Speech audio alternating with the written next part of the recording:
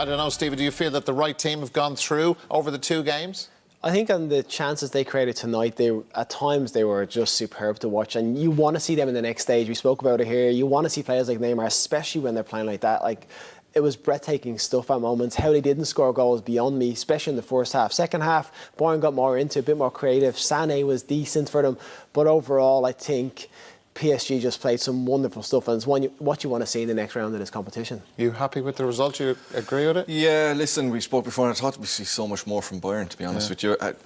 The clips of the first game, you thought the second half they did show a little bit more, but PSG always looked like on the break they were going to score. That's, I suppose, the negative from PSG is all that play, all that really good play and chances they created. They didn't put one of them in the back of the net because it left it till the very end. There's even a chance with man at the very end that Bayern could have nicked one, and it would have been a travesty for PSG because I think on the night and over the two legs they deserved it. And we don't know what's going to happen.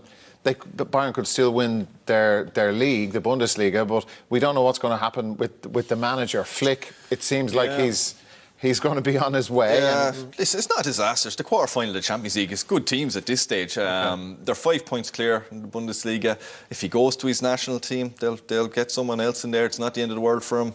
Plenty of managers have come and gone there in the last few years, and it hasn't stopped them winning things. So, listen, it'll be interesting to see who does get that job, but I wouldn't think it'll be the end of the world if he leaves.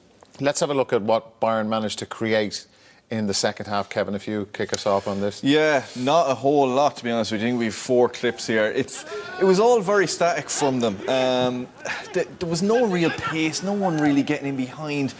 Motin up front, he's not Lewandowski. And it was... it just felt like they were never going to score. You watch them time after time. They get so many people forward, but everyone wants to come short. All of it is pulled back, shots outside the box.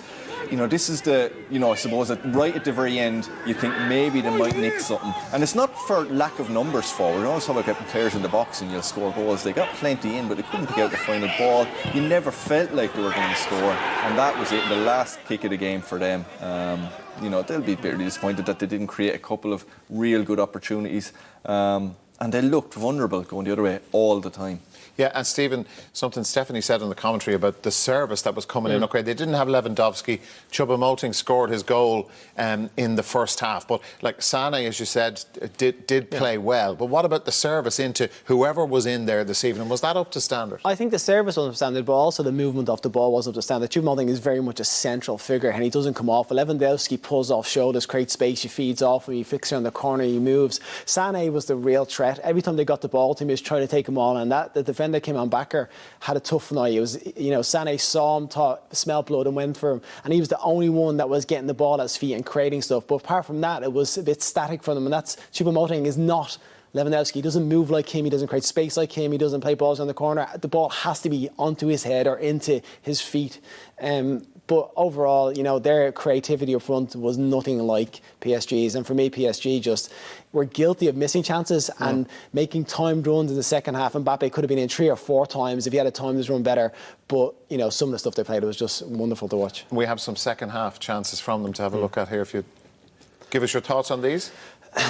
Again, this one here starts off with Neymar running behind the space, gets a turn, takes a shot too early, but this starts with Neymar in the middle of the pitch, goes past 3 or 4 players here, flicks it into Mbappe, who stands up, comes back inside, finds Di Maria on the far side of the pitch, and this touch here is exquisite, into the box here.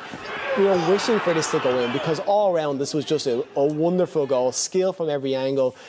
All the 3 players have been so influential in the whole game, and we're all in the panel here thinking you want that to go in because you don't want to punish skill, you want to see a finisher for a goal. They didn't put away, and maybe that's something they're guilty of. They create opportunities and they're just not scoring them. But for me, overall, at times they tore Bayern apart, and that's not what you see often. Not with a Bayern team, you don't see them being ripped to shreds like that. And those players, you really do want to see them in the next stage of this competition because they can cause so many problems to teams. And they had to, I suppose, we've talked about the Bayern service, they're fluffing their lines in front of the PSG goal. But PSG had to really dig in at the end to stop concession of this all-important second Bayern goal. Yeah, if you were Pochettino, you'd be delighted, I think, with their work rate all round. I was talking about the front four and their work rate earlier. This is Neymar tracking back, misses the tackle, and who's following him? Mbappe. Second half, 67 minutes, your two centre forwards, who did stay up the pitch a lot of the time, but showing a work rate,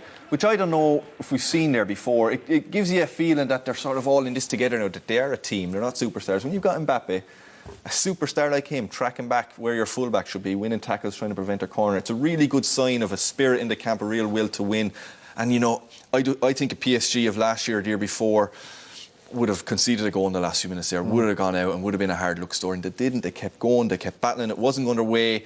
They were playing really well, they kept going, they kept trying to create chances. They weren't getting the finishing touch on it, but they weren't showing frustration. They were going again, trying to create the next one. Mbappe, Neymar, Di Maria were showing an energy right till the final whistle, trying to create, and they weren't trying to time waste or whatever. They were still trying to score right up to the end. Navas did a tiny bit of time wasting at the end, but you're allowed one. You're allowed one. But is that the kind of missing piece in the PSG puzzle? That kind of to have Neymar and Mbappe tracking back and working that hard, working as a unit. That's what I suppose everybody's seen them as being individuals. And Pochettino is such a firm believer as having his team work as a unit all together in this as a fight. Get behind the ball, help each other out, which before we see them as just being three isolated players or two isolated players that go and create some magic but not really track back. And there's parts of the game we highlight beforehand when Neymar being unselfish at times. Again, he could have been a bit unselfish once with Mbappe, but you do see a work ethic about them that's you think will bring them further along, and hopefully that's something Pochettino can bring to them. Yeah, he's all about that, the work ethic, the energy. Like, you can see his imprint on the team. Yeah, listen, football can be very simple. If you can get the best squad of players, and they have, one of the best squads of players, but if you can get your best players working hard, it can be as simple as that. You look at PSG in recent years and you talk about Neymar and you think, he's not putting a shift in, he just wants to do it when he has the ball. And tonight he did it when he didn't have the ball, continuously for 90 minutes. And that, I don't know if that's Pochettino or he's a realisation growing up. He's grown up now, he's an older player. Mbappe, some of Mbappe's influence on him and watching him, I don't know. But if you can get Mbappe, Neymar, Di Maria working hard, it's easy for them to just go out and forget about the other side of play. And they didn't tonight. And that's, it made Bayern look very ordinary the way